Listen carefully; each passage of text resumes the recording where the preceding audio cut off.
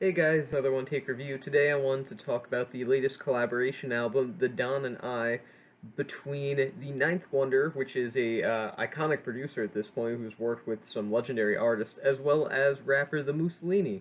I wasn't sure if I was going to check this one out at this point because I just was not familiar with the Mussolini as an MC whatsoever.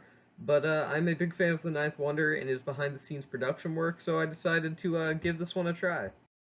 As far as the Mussolini goes, I'm not impressed nor am I disappointed. I didn't think that the Don and I was going to be some sort of modern masterpiece or anything like that, and I didn't expect it to be a train wreck either, and it was neither of those things.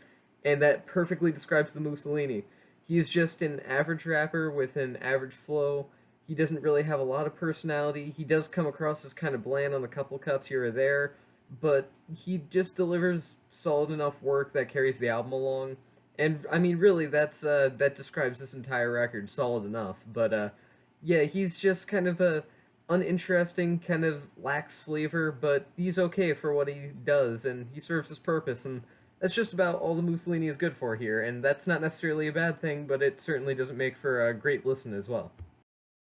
Now, Ninth Wonder is the other half of this less than dynamic duo, and he is fantastic. And for those who are unfamiliar with the Ninth Wonder, he has worked with artists like Mary J. Blige, Erica Badu, Jay Z, Kendrick Lamar. He has quite the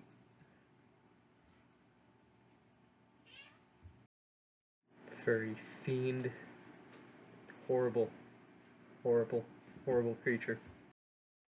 As I was saying, he's worked with people like Jay Z and Kendrick Lamar. He's a big deal, is my point. He's just worked with so many legendary artists, and you would expect someone of his stature with that kind of resume to provide some really excellent production, and he does. There's just some great work here on songs that are otherwise fairly underwhelming, like Sunchild or Paid in Full.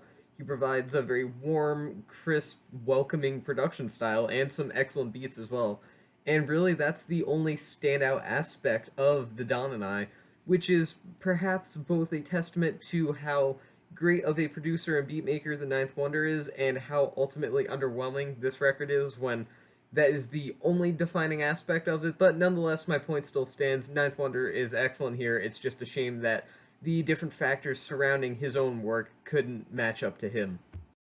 This album's totally unnoteworthy lyrically as well. It occasionally falls to the classic hip hop tropes of women and braggadocio, but really that's not necessarily a bad thing if there's personality and charm. But this record lacks those two things, and that's where it falls flat. It's just no real personality, no lines that I can really quote. I listened to this 2.5 times. I couldn't get through the third time. I just couldn't bring myself to care enough to listen to it, and I still cannot quote you a single line from this entire record. It's just not a quotable album, which is pretty impressive considering hip hop is a genre that focuses almost entirely on its lyricism alongside its beats.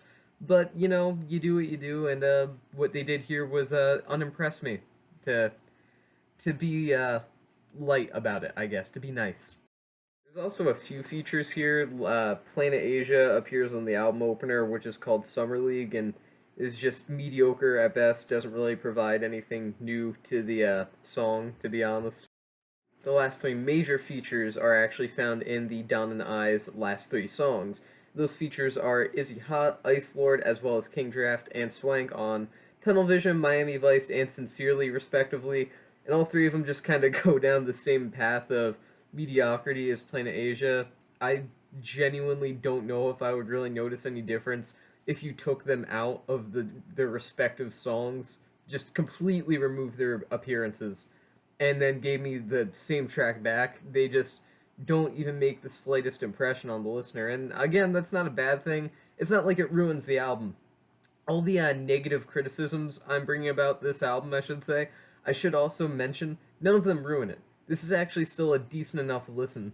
But at the same time, it's just this could have been so much more, and the features especially could have been so much more. You obviously have at least some talent to, bring on, and you just brought on several just completely unmemorable, totally forgettable artists that bring nothing to the table in terms of their own respective verses and moments on their songs. So in conclusion, The Down and I is just a total letdown in terms of what it could have been, but at the same time, I wasn't expecting it to be great. So I can't really say I'm disappointed in all actuality. I mean, this album just has bland, boring lyricism.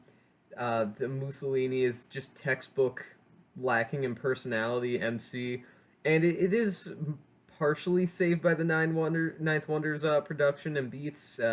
He just has always done some excellent work. He did excellent work in the early 2000s and late 90s and whatnot, and he continues to do so today. And that album proves that. This album proves that.